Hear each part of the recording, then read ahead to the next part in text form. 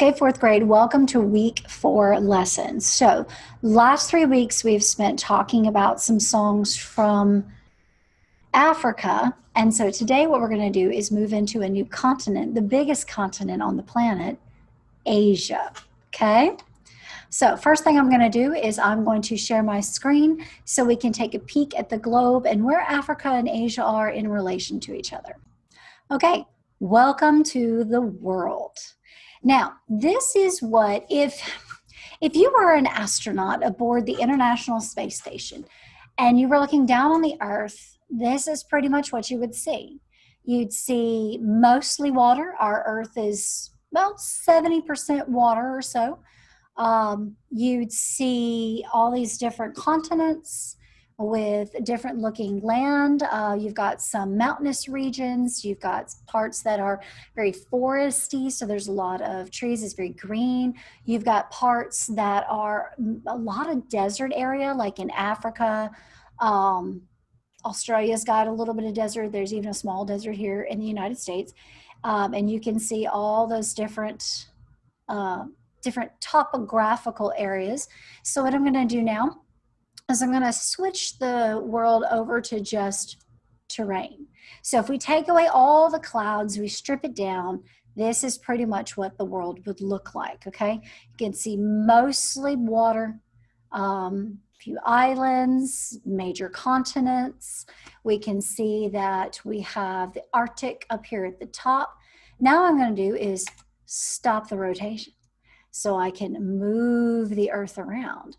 Okay, we've got Antarctica down here at the bottom. It's covered in ice. It's the only continent that does not have what we call indigenous people. There are people down there in Antarctica, but they're scientists studying this, the ice, and they dig way down deep into the ice to study what had happened in Earth's past. So now let's scroll up just north of Antarctica. We see Africa. This should look familiar.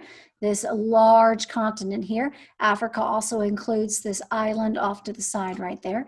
But what we're going to do is we're going to jump over to this landmass here known as Asia. Now, Asia takes up pretty much all of this green stuff here, not the white stuff, but the green stuff. It gets probably right about there is where the line would be. And then it comes through here, circles under there, has a lot of these islands. I think about half of this island here before we get down to Australia. So let's zoom in on the Asia map. So now this is a map of Asia, and what's really cool about this map is you can actually click on the different countries. Now, a lot of people, many maps include the Middle East as part of Asia. Some people classify it as its own. Keep in mind, however it's included, it is considered separate in its own way, but it is not its own continent, okay? We still only have 7 continents. For our purpose, to make it a little easier on you guys, we will include the Middle East in the Asia continent, okay? We are going to start out our conversation by talking about China, all right? And you can see, I clicked on it, zoom in on the map here. You can see the border. You've got to the south of China, North and South Korea down here. You go up, you'll see this is all considered Russian Federation. This is another country here just north known as Mongolia. In between Mongolia and China, they have the Gobi Desert. Then we circle around, we got Kazakhstan, Kyrgyzstan. I really don't know how to say all these, a lot of Stan countries. Down south, we've got Nepal. Let's see, Bhutan, all this kind of stuff. Myanmar, Laos, the southern part of the Asia continent, okay? Now, so what we're going to do now is we're going to focus in on Asia itself and to China. Okay, there's another look at the Asia continent. Now, China, as we saw from the map, is the second largest country in Asia. Does anybody think they know what the largest one is? That's right, it's Russia. Russia is massively huge. But keep in mind, a lot of Russia is very, very north, very close to the Arctic. So there's very few people that live in the very northern parts of Russia. Russia stays pretty cold all the time because of where it sits on our planet. But China is located in Eastern Asia. Now, this population numbers are going to blow your mind. Population is over 1,300,000,000. Over 1,300,000,000 or 1.3 billion is the population of China. There's a lot of people there. It's a very crowded country, extremely crowded country. The capital of China is Beijing. And we can see Beijing here and the northern, you can kind of see it down here in the map, that little darkened word right there, where it's located. Now, China tracks their ancient history through what they call dynasties, okay? Dynasties are different ruling families. So say you've got a king who has a son, the son takes over when the king passes, and then the next son takes over when that king passes, and that lasts for, let's say, 100, maybe 200 years.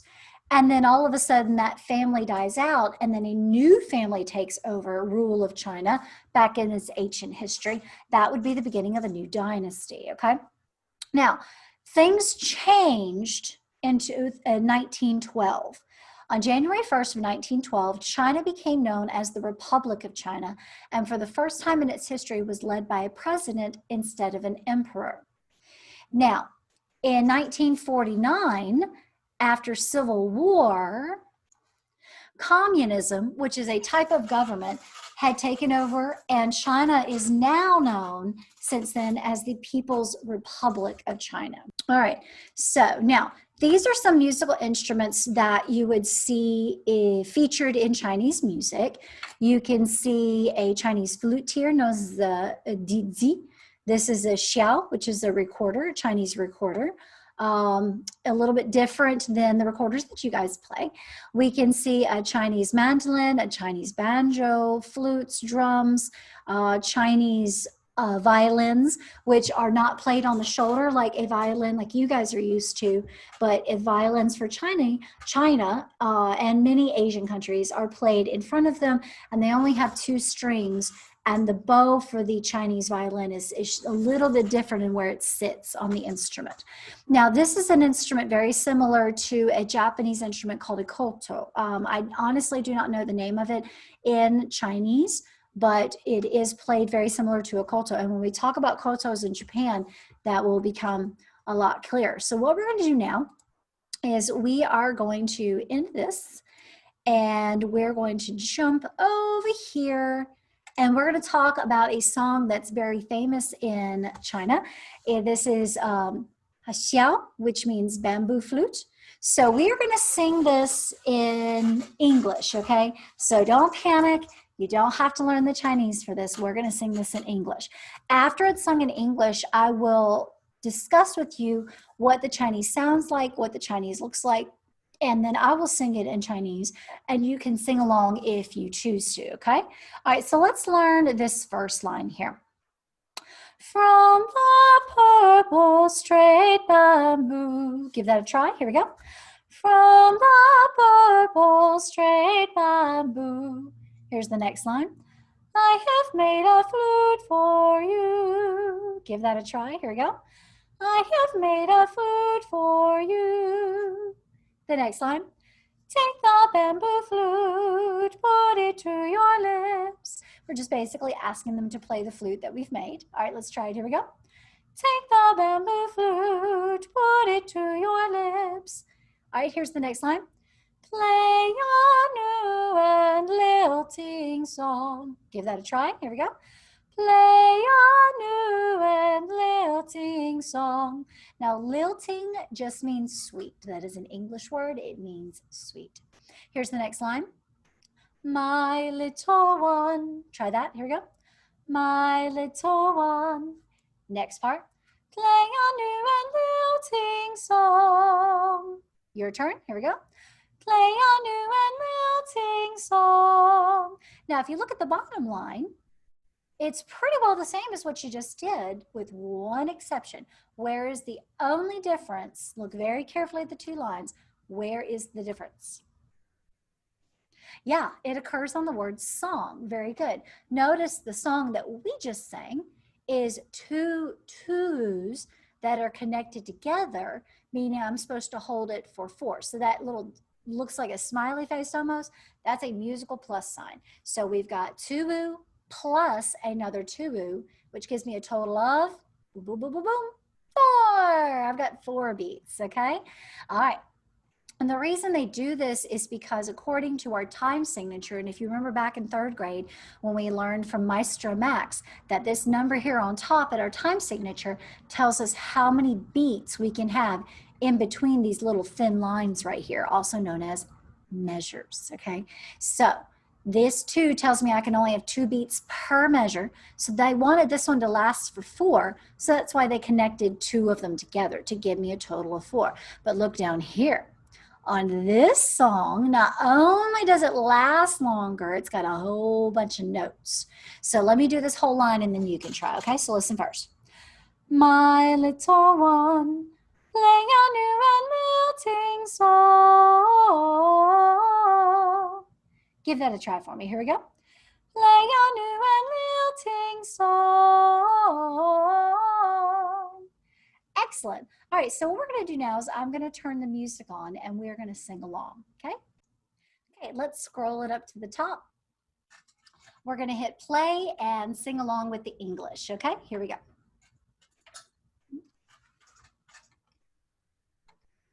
Oh, I did hit play. There it goes. Okay, here we go. All right, I want to hear you singing along. Here we go. From the purple straight bamboo, I have made a flute for you. Take the bamboo flute, put it to your lips, play a new and lilting song.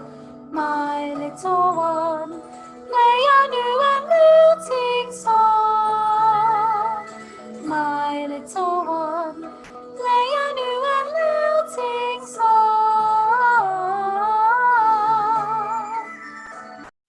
Okay, so now we're going to talk about what the Chinese looks like, okay? All right, now you can see here it's got 2 lines. This middle line is kind of what the words are written out in Chinese, and this bottom line is, I guess you could call it a pronunciation guide. They've got the words written out as they sound. Okay, so I'm going to say line and see if you can say it after me. Here we go. Yi gong zu ju ju miao miao. And no, that is not a cat meowing. It's a little different, so don't be giggling at that. I can see some of you guys giggling. All right, so let's try that. Here we go. Yi gong zu ju chu miao miao. All right, now on the next line, song yu ba ba cu guan xiao. Okay, so let's give that a try. Here we go. Song yu ba ba cu guan xiao. And here's our next one. Xiao wei duan jing ko, ko wei duan jing xiao. Try it. Here we go.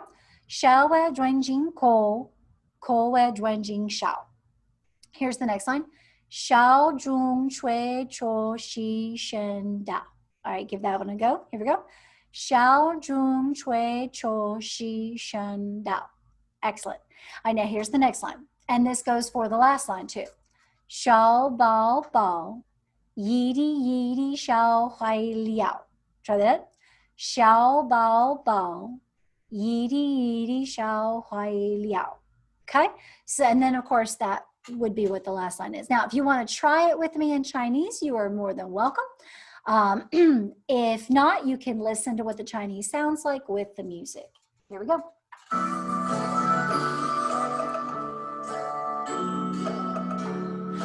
一公主主菊苗苗，送牛宝宝出国上。小娃蹲进口，口娃蹲进上，小军吹出西山岛，小宝宝一粒一粒小外了，小宝宝一粒一粒小外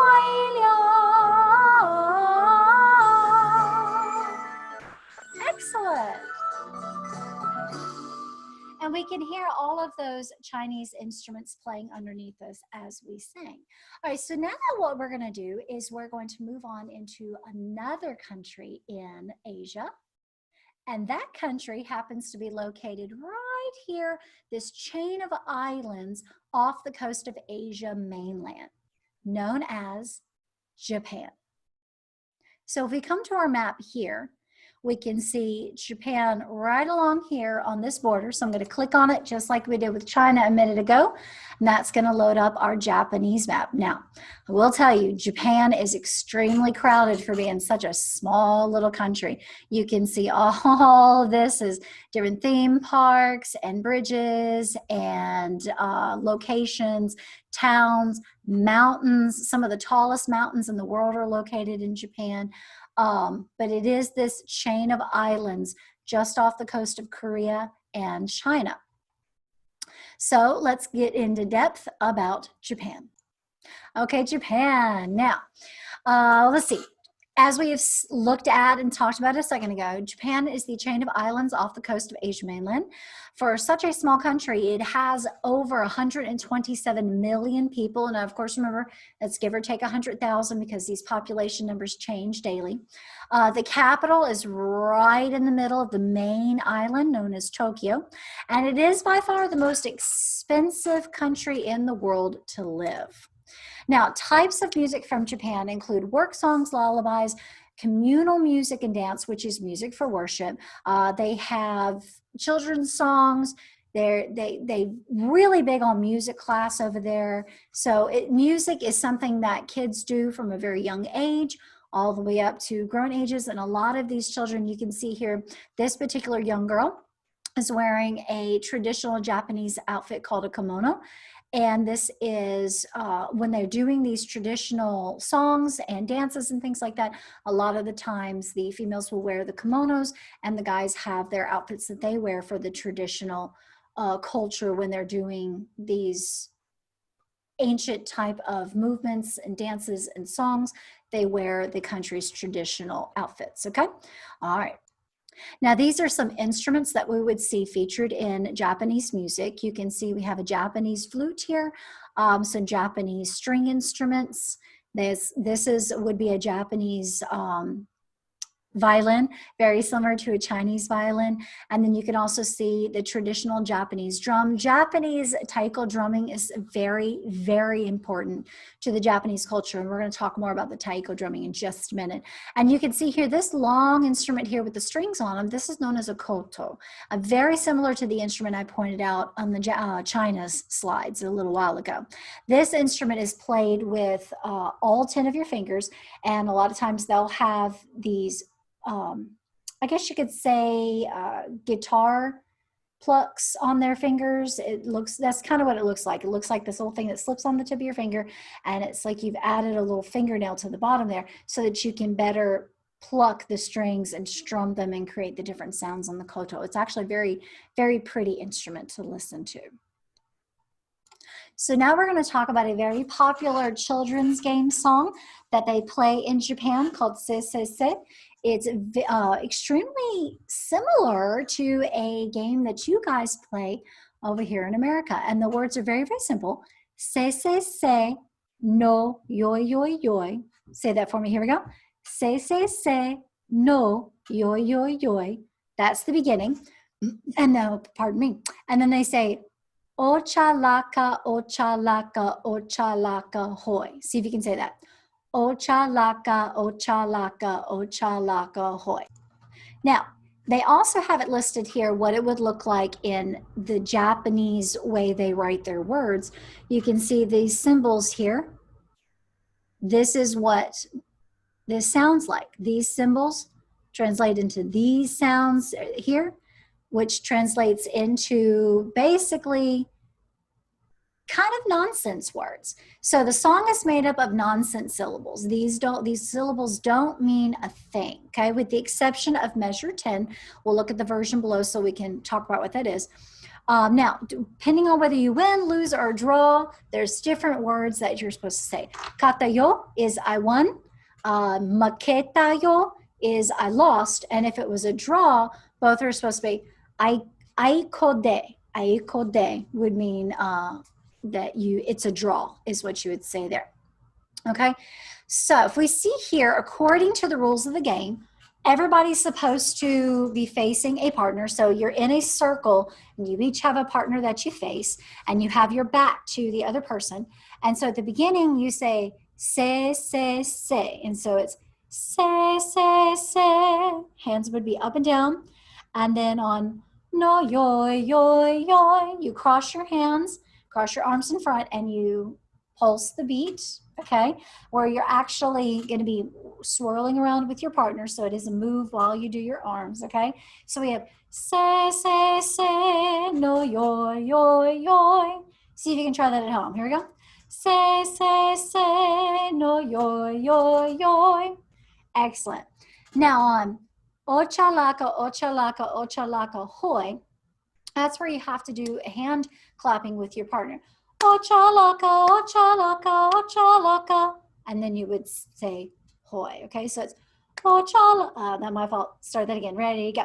Ochalaka, ochalaka, ochalaka, hoy. All right. Now on the hoy, that's where the fun part happens. On the hoy, you're supposed to turn and face the person that you had your back to a minute ago. And when you guys face each other, either you need to have a rock, paper, or scissors. That's right. This game is just a fancy version of rock, paper, scissors, okay? Now, when you're facing this new partner, because you've turned around to face the person you had your back to, and you would have rock, paper, or scissors, that's where you holler out one of the three things. If you both have the same thing, you say, aikode, which it's a draw. If one of you has rock and the other one has scissors, because remember rock crushes scissors, that's when the one who is winning would say katayo, that means I won, and the one who had the scissors because they lost would say maketayo, which is I lost, and y'all would have to holler it at the same time. Okay, so let's see if we can sing that, and when you do the hoy part, I want you to put up either rock, paper, or scissors. Now, of course, I can't see what you've done, but depending on what you think you did, I need you to either holler out if you beat me, okay? If your rock, paper, or scissor beat me, I need you to holler out at the end, katayo. If you lost to me, you need to say maketayo. And if you have the same thing as me, aikode, my apologies, aikode. So either katayo for win, maketayo for lost, or aikode for it's a draw, okay?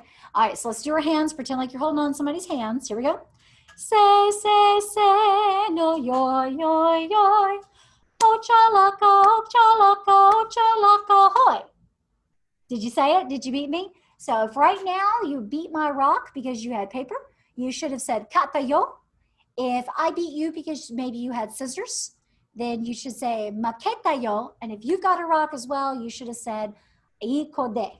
Okay? So you should have said one of those three phrases depending on whether or not you beat my rock here. All right, so let's try another one. Here we go.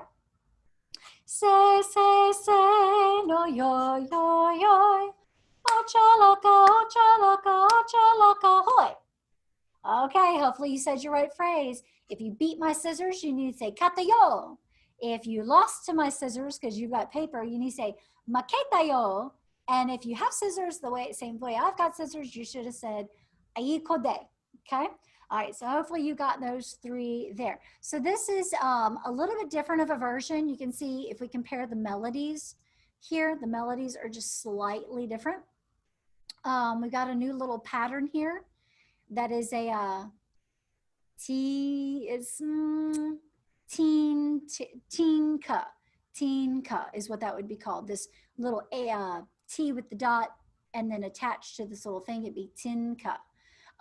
So you can see the little difference there. And this would be an example of how the game is played. Now this is a video from Japan, so I'm gonna let you watch this real quick. Here we go.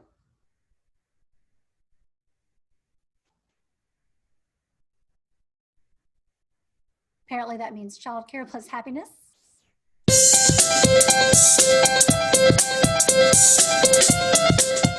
All in Japanese.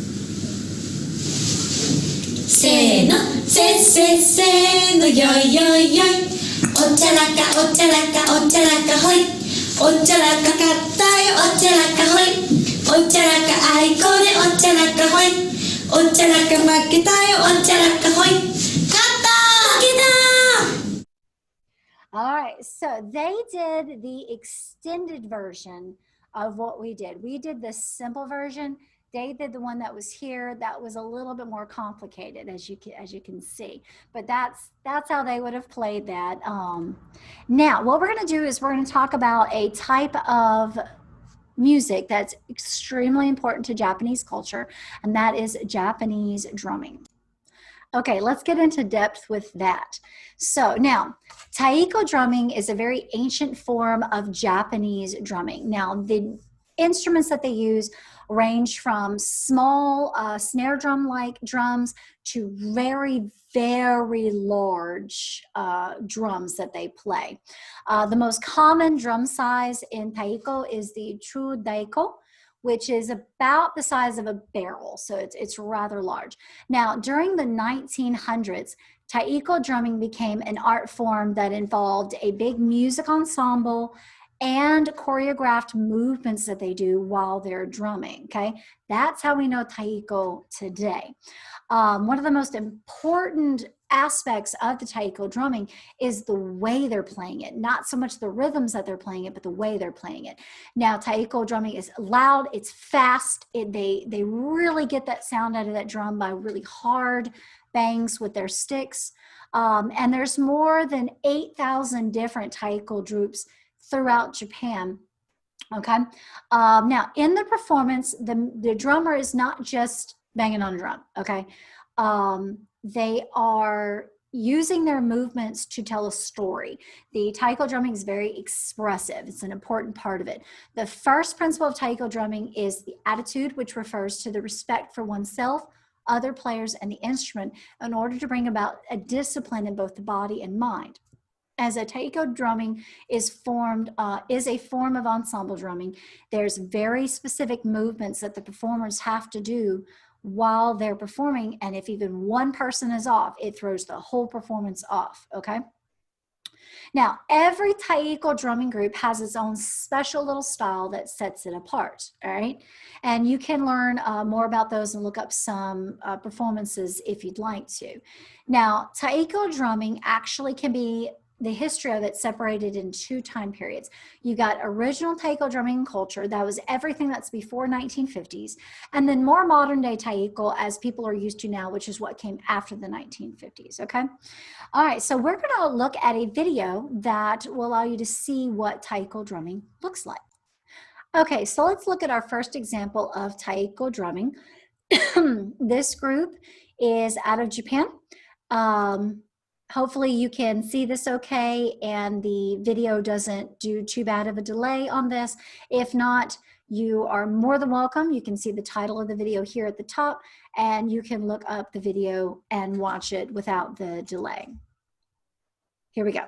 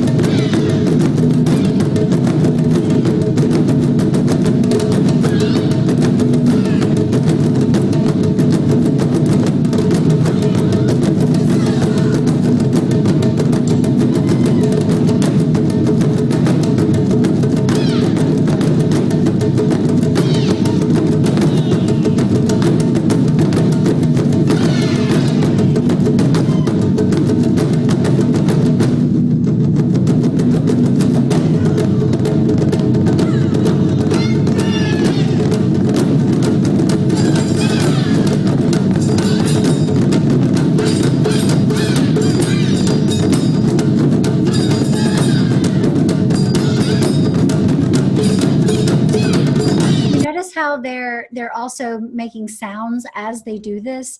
That is part of the performance. That's not something that they're just doing to do. And also the movements that they're doing as they perform on the drums is extremely important.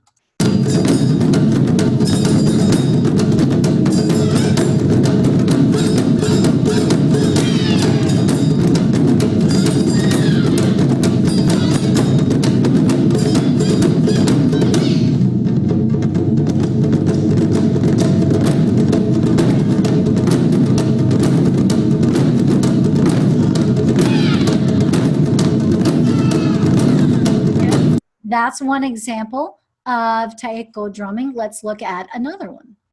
Now, this is actually a junior group, so this would be school-age children. Some of the kids are as young as you guys. Some of them are in the junior high and high school range, but this is a youth group that is playing taiko drums.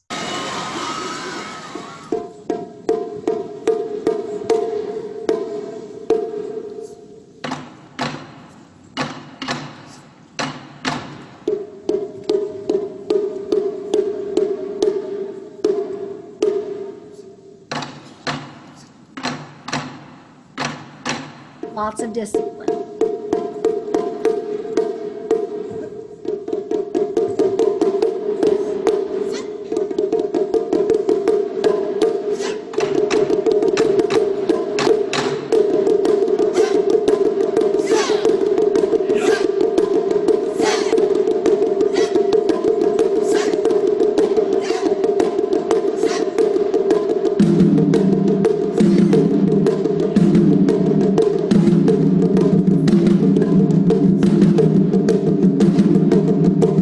Now, you notice in the first video, the front group had their drums sitting in front of them at a bit of an angle for them. This group is on the side of their drums with their drums, like the front people with their drums more at a more extreme angle. That's important to the performance too.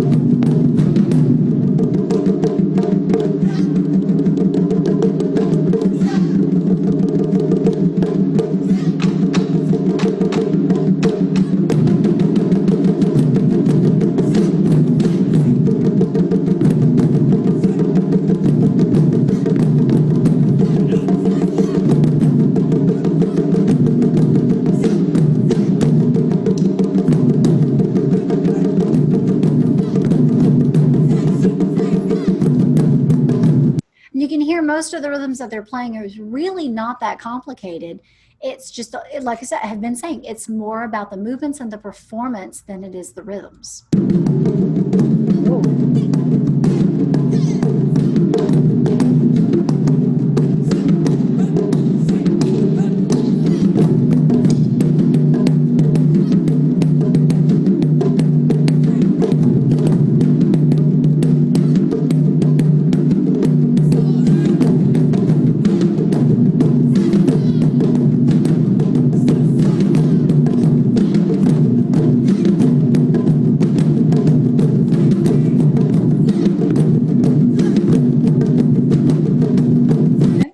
Now, I wanted to show you one more recording, and this is a group, a taiko group, who have taken a very famous song that some of you guys might know, and they have performed it, and there is a singer. They are Japanese, so he is singing, even though his native language is Japanese, he is singing in English. It's a really good job. And they are going to be playing some of the stuff on the drums, so we're going to listen to a little bit of this.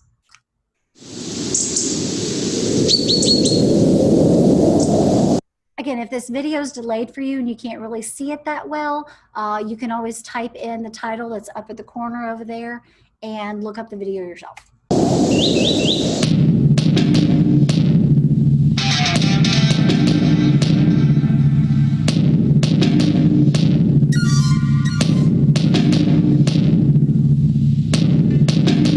That is a great look at a koto, and you're going to hear, you're actually going to see someone playing the koto here in a moment.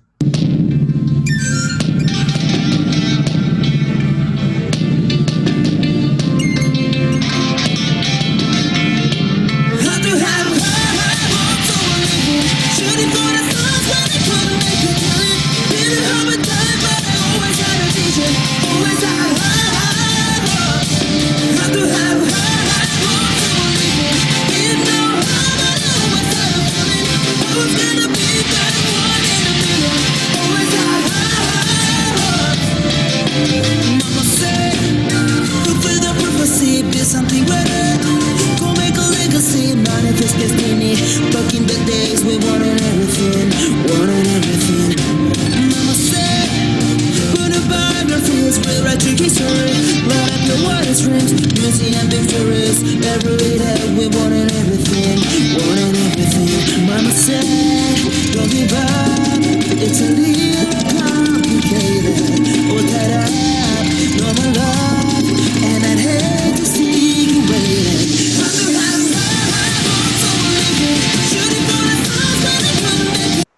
even with that, even though that is a more contemporary performance using a modern song, it's taiko drumming is still very high energy. It's a great workout if you ever, get a chance to do some taiko drumming. So it's a lot of fun.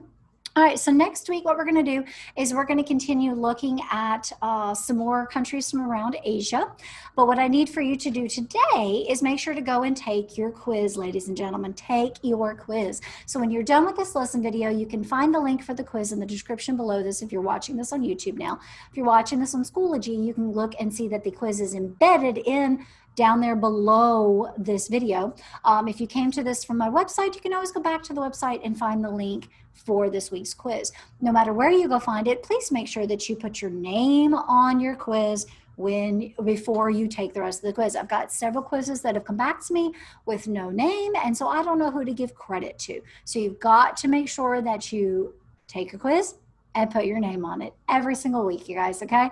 I hope that you enjoyed learning about China and Japan today. Next week, we're going to explore a few more countries and move forward from there. All right, bye.